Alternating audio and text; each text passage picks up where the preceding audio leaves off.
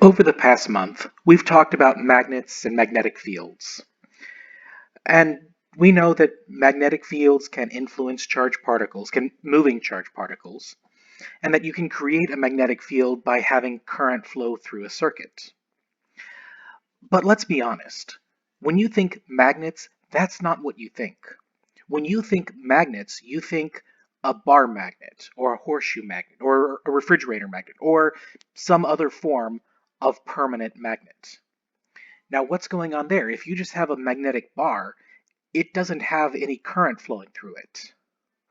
Well, it actually kind of does. Now, fair warning, we're going to be talking about quantum mechanics. And quantum mechanics is really weird.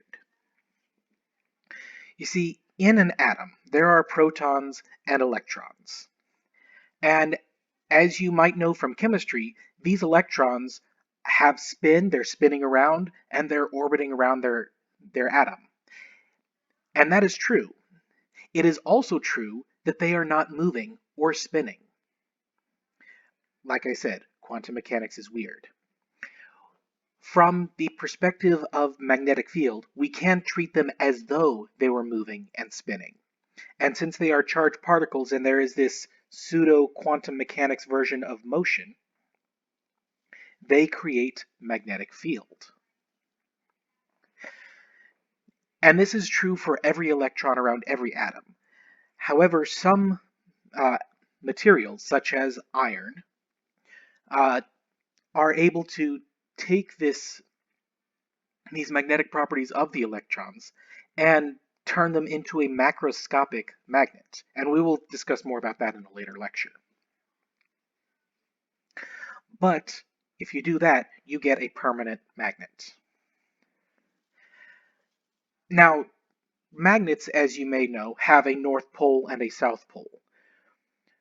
And that's partly because magnets or permanent magnets are what we call dipoles. They have magnetic dipoles, which is different from magnetic monopoles that we talked about last lecture. So north and south pole. By convention, the north pole of a bar magnet, or of any permanent magnet, has the magnetic field pointed out of it, and the south pole of a bar magnet has magnetic field going into it. So this diagram right here shows you the magnetic field both in and surrounding a permanent magnet. One thing you might notice, the magnetic field lines don't actually stop at the surface. They keep going on through. And that is related to the there is no net magnetic flux through a closed surface. It's also why you can't just break a magnet in half and have a solely north pole magnet and a solely south pole magnet. Because let's imagine that we took this magnet and we broke it in half right here. Well, this bottom piece that right now has a south pole, well, these magnetic field lines would come out through the break, so the broken part would become the new north pole. And in this top piece that has a north pole, well, the magnetic field lines would be going into the broken bit, and so that broken bit would now be the south pole. So no, you can't just break a magnet in half and turn it into a pure north pole or a pure south pole. Now, a little bit of history. Before we had the Maxwell's equations or any form of them, we kind of knew that magnets existed. We didn't necessarily know what they were or why they worked, but we did know they existed. The earliest known magnets were these things called lodestones. Basically, you take a clump of iron or some other ferromagnetic material, hit it with a lightning bolt, and lightning is, a lot of current. This current will magnetize that iron in the lodestone, and it would become a small permanent magnet. You could then take pieces of this lodestone and it would attract nearby metal filings, and this is all very weird. There was another property of lodestones that made them very interesting, is that one end of the lodestone would always try to go north, and the other would always try to go south. This wasn't necessarily very strong, but if you could set up a situation where the other forces like friction were negligible, these pieces of lodestone would orient themselves so that one direction was facing north and the other direction was facing south.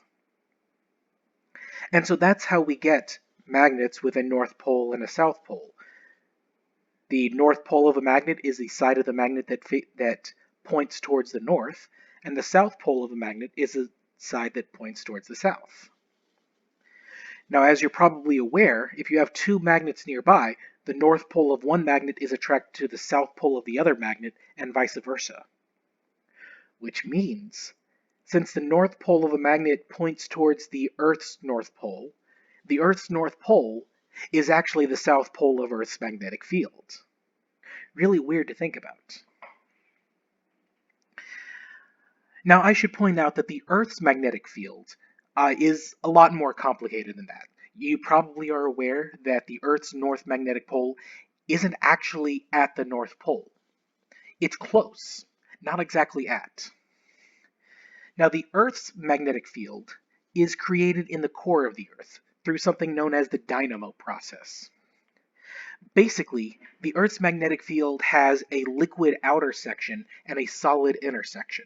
This solid inner piece is spinning really, really fast, which causes a lot of turbulence in the outer core.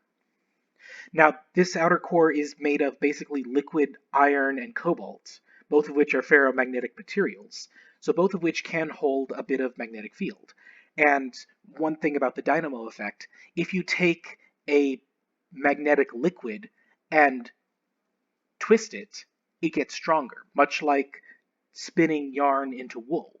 You twist it, it gets stronger. And so the fact that the Earth has a magnetic field, the liquid spins around, and that makes the magnetic field stronger. However, dynamos are often unstable in their magnetic field. And a lot of dynamos exhibit this property where occasionally the direction of the magnetic field will flip.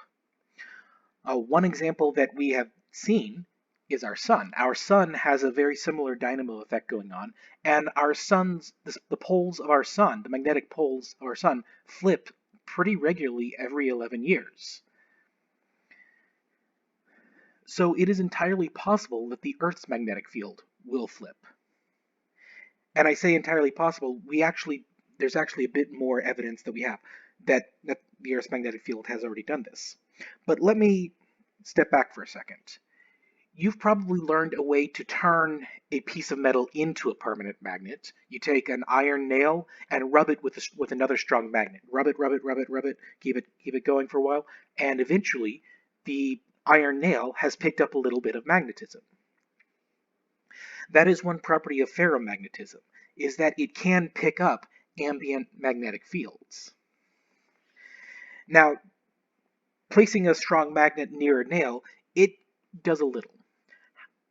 But if you take that iron, heat it up above a temperature known as the Curie temperature, then it will very strongly respond to ambient magnetic fields, and it will pick up whatever magnetic field is around it. So this is a diagram of something that we actually have observed. Now, the mid-Atlantic ridge is, as the name implies, a ridge in the middle of the Atlantic Ocean. Now, in this ridge, there are two tectonic plates, well, multiple tectonic plates, but there's a few tectonic plates coming together, or rather, there's tectonic plates that are drifting apart from each other. So this side goes over to Europe and Africa, this side goes over to the Americas. And as they spread apart, magma from below the crust comes up and creates new crust here. Magma, you might be aware, is very, very hot. Hot above the Curie temperature. Whereas the mid-Atlantic ridge being in the middle of the Atlantic, what's directly above this magma is ocean water, which is pretty cold. Which means that the magma that gets sent up here rather quickly solidifies, turns into solid. It goes from above the Curie temperature, where it can pick up any magnetic field it wants, down to below the Curie temperature, where the magnetic field is kind of fixed. And so near the mid-Atlantic ridge, we see this pattern known as candy striping. Right now, the stuff that's currently being made, or the new crust that's being made in the mid-Atlantic ridge, has a magnetic polarization along the Earth's current magnetic field. But if you get a bit farther away from that, you see crust that is polarized in the opposite direction. And a bit further away from that, you get crust that's polarized back in the current direction, and so on back and forth. I don't think we actually have seen this many stripes, because magnetization does kind of die off after a few 100 million years. Um, Although I suppose given the timing of how rapidly these oscillations occur, that's not that unreasonable. Anyway, we see these stripes. It is pretty solid evidence that the Earth's magnetic field has been flipping back and forth on a semi-regular basis. Now, you probably have heard something to the effect that we are overdue for a flip. Uh, that just means that our current uh, stripe is a bit wider than is average for these stripes. But these stripes, the flips happen at very erratic intervals.